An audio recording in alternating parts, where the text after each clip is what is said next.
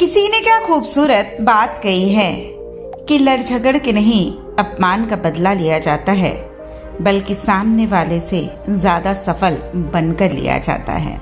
नमस्कार दोस्तों, ईश्वर सदैव आपका भला करे और आपकी झोलियां ईश्वर के आशीर्वाद से हमेशा भरी रहें। तो दोस्तों, आज बात करेंगे एक कहानी की, एक कहानी जो ये बताएगी कि जिंदगी में जब कभी बहुत ज्यादा अपमान, दुख, परेशानी का सामना करना पड़े तब क्या करें, उस समय कैसे अपने आप को मजबूत बनाए रखें, कैसे उस परिस्थिति में अपनी मजबूती को ना खोएं, क्योंकि जब आप अपमान का सामना करना सीख जाते हैं तभी आप निखर कर सोना बनकर बाहर निकलते हैं। तो ये कहानी है महाभारत की। महाभारत में एक प्रसंग आता है कि जब धर्मराज युधिष्ठिर ने विराट के दरबार में पहुंचकर कहा कि हे राजन, मैं व्याघ्रपात गोत्र में उत्पन्न हुआ हूँ तथा मेरा नाम कंक है। कंक अर्थात जिसके पास कुछ नहीं। मैं धूत विद्या में निपुण हूँ। आपके पास आपकी सेवा करने की कामना लेकर उपस्थित हुआ हूँ। धूत जिया यानी वो खेल जिसमें धर्मराज खुद अपना सब कुछ हार बैठे थे, अब कंक बनकर वही खेल वह राजा विराट को सिखाने लगे। जिस बाहुबली के लिए रसोइये दिन भर भोजन परोसते रहते थे, वो भीम वहां पर बल्लभ का वेश धारण कर खुद रसोइये बन गए और उनके छोटे भाई नकुल और सहदेव पशुओं की देखरेख करने लगे। दासियों से हमेशा घिरी रहने वाली महारानी द्रौपदी स्वयं एक दासी सैरंध्री बन गई और वो धनुर्धन जो उस युग का सबसे आकर्षक युवक था, वो महाबली योद्धा, वो द्रोण का सबसे प्रिय शिष्य, वो पुरुष जिसके धनुष की प्रत्यंचा पे वाण चढ़ाते ही युद्ध का निर्णय हो जाता था, वह अर्जुन, पौरुष का प्रतीक अर्जुन, नायकों का महानायक, एक नपुंसक बन गया। एक नपुंसक उस युग में पौरुष को परिभाषित करने वाला, खुद का पौरुष त्याग कर होठों पर लाली लगाकर, आंखों में काजल लगाकर एक नपुंसक बन गया। युधिष्ठिर राजा विराट का अपमान सहते रहे। पौरुष के प्रतीक अर्जुन एक नपुंसक सा व्यवहार करते रहे। नकुल और सहदेव पशुओं की देखरेख करते रहे। भीम रसोई में पकवान पकाते रहे और द्रौपदी एक दासी की तरह महारानी की सेवा करती रही। परिवार पर एक विपदा आई तो धर्मराज अपने परिवार को बचाने हेतु कंक बन गए। पौरुष का प्रतीक एक नपुंसक बन गया, एक महाबली साधारण रसोइया बन गया। पांडवों के लिए वो सिर्फ अज्ञातवास ही नहीं, बल्कि अज्ञातवास का वो काल उनके परिवार के लिए अपने समर्पण की पराकाष्ठा थी।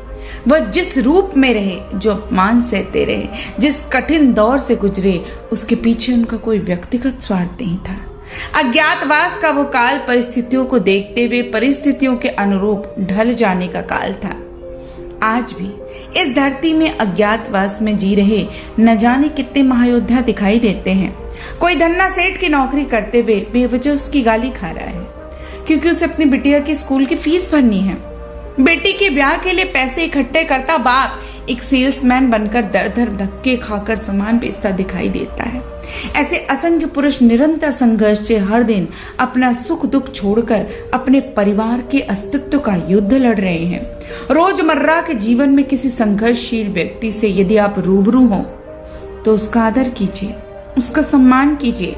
फैक्ट्री के बाहर खड़ा गार्ड, होटल में रोटी परोसता वेटर, सेठ की गालियां खाता मुनीम वास्तव में कंक, बल्लभ और उस नपुंसकता के ही छोटे रूप हैं, क्योंकि कोई भी अपनी मर्जी से संघर्ष या पीड़ा नहीं चुनता। वे सब यहाँ कर्म करते हैं, वह अज्ञातवास जी रहे हैं, परंतु वो अपमान के भागी नहीं हैं। वो प्रशंसा के पात्र हैं। ये उनकी हिम्मत है, उनकी ताकत है, उनका समर्पण है कि विपरीत परिस्थितियों में भी वो डटे हुए हैं। वो कमजोर नहीं है, उनके हालात कमजोर हैं, उनका वक्त कमजोर है। याद रखें, अज्ञातवास के बाद वो नपुंसक पुनः अर्जुन के रूप में आया तो कौरवों का नाश कर दिया, पुनः अपना यश, अपनी कीर्ति सारे विश्व में फैला दी। तो किसी का वक्त बदलते देर नहीं लगता, इसलिए जिसका वक्त खराब चल रहा है उसका उपहास और अनादर ना करें, उसका सदैव सम्मान करें, उसका सदैव साथ दें, क्योंकि एक दिन संघर्षशील, कर्मठ, ईमानदारी से प्रयास करने वालों का अज्ञातवास अवश्य समाप्त होगा। समय का चक्र घूमेगा और नपुंसकता का छद्म रूप धारण कर धनुर्धर अर्जुन इतिहास में ऐसे अमर हो जाएगा कि पीढ़ियों तक बच्चों के नाम उसके नाम पर रखे जाएंगे। तो याद रखें दोस्तों, संघर्षशील, लगनशील, कर्मठ व्यक्ति जो भी होता है उसका भरपूर सहयोग करें, उसके ईमानदार प्रयासों को सराहें, क्योंकि याद रखें एक न एक दिन हर संघर्षशील व्यक्ति का अज्ञातवास जरूर खत्म होता है और यही नियति और समय का चक्र है।